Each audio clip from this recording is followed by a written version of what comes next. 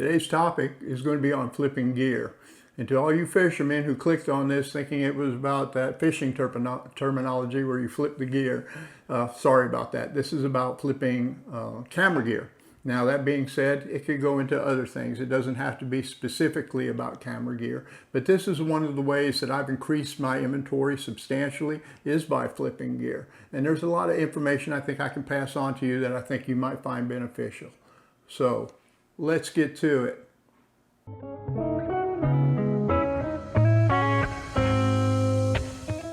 So here's the story. When I first started getting back into photography after years and years of being out of it, I purchased a Cameron that had this kit lens.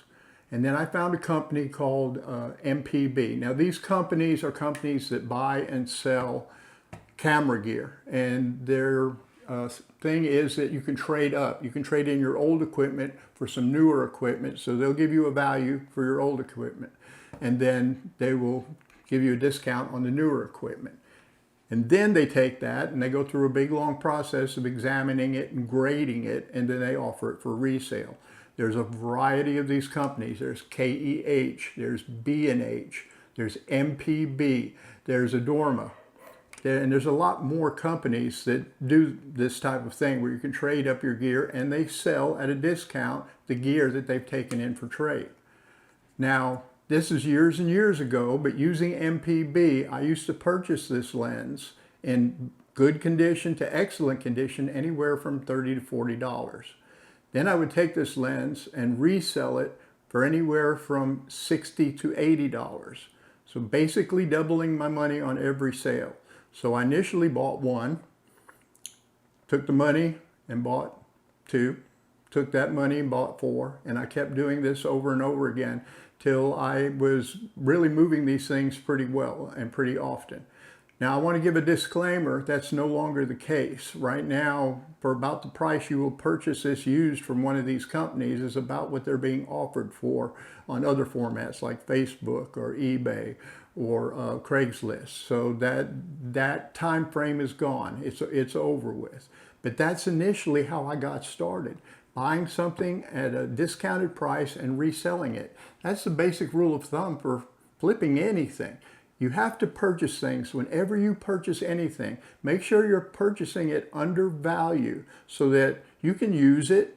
And as time goes on, if you decide, well, it's not really for you, you can normally make a little money off of it.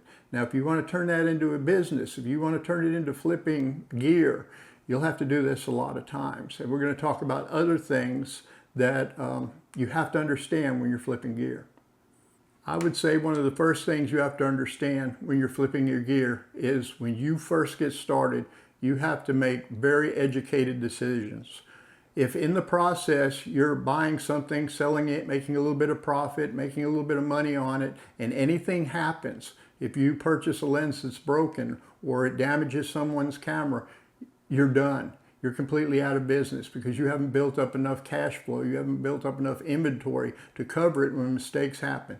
So I would say the number one thing when you start flipping your gear is buy it at a price that you can resell and make a profit, and be very, very careful on the condition. Test it out. When you're dealing with the lens, look at the glass. I know the exterior of the glass, if it has a small imperfection, does not really affect the image that you get from the camera.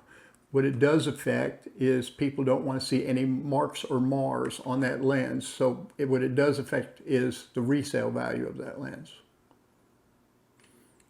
Okay, the analogy that I was going to mention is one about, let's say you're selling cars. Now you could sell cars on a corner lot and sell used cars, or you could be a salesman at a Maserati dealership and sell those cars. Now, of course, each of those salesmen are going to have a different amount of money that they make when they make a sale. So you have to kind of decide where you want to be. There are high-end lenses. There's lenses that will cost you $20,000, $30,000, $40,000. But how many people actually are out there looking to purchase a lens like that? Not to mention the fact that now there are companies where you can rent those lenses instead of purchasing them. So if you're going to use it for a specific shoot, you don't necessarily need to go out and buy the equipment. You can go to these rental companies, rent the equipment. They normally charge a pretty high price for the initial rental, but when you bring it back in excellent condition, then you get that agreed price that you rented it for. But that's a great way to get equipment for a specific shoot without breaking the bank and without holding on to a lens that you may never use again or rarely use again. So you have to understand that when you're flipping gear, when it comes to the high-end things, there are the rental companies that will actually rent a lens to someone. So your market kind of diminishes a little bit when we're talking about the high-end equipment. Yes, you have the potential to make quite a bit more money off of the sale, but you might be hanging on to it for a little longer than you thought you were going to. Let's talk about the mid-range items. The not professional per se, high dollar items, but let's go step down under that. We're kind of like the average priced items. This to me is where, as far as I'm concerned, flipping gear, where the market is a little better, especially for me.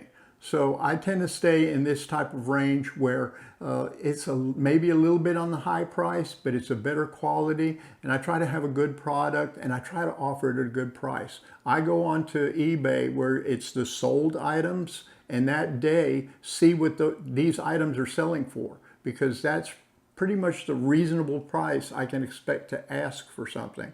So I try to stay in a range normally under $500, but above $100 to flip gear, because people right now still purchase those kind of things.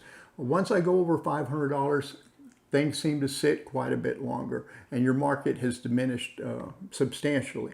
So try to find a zone that works for you. In my area and the kind of photography items that I sell, I try to stay between that $100 and $500 range, and that works for me. It may be completely different where you are and what works for you. This video is about what I'm doing right now. So that's where I am on that level.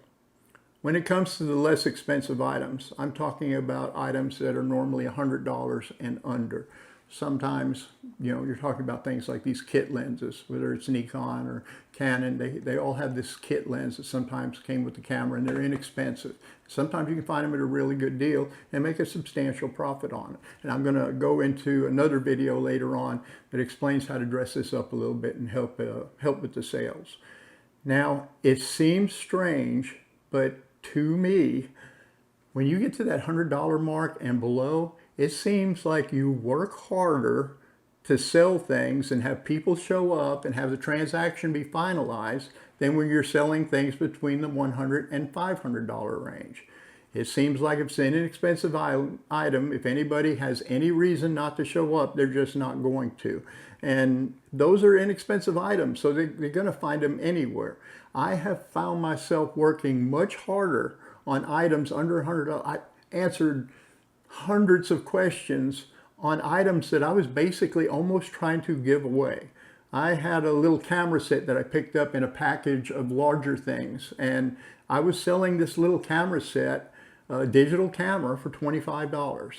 And people didn't show up, and they kept asking questions about it, and I'm going to come and get it, and I got ghosted, and just over and over situations for a $25 item.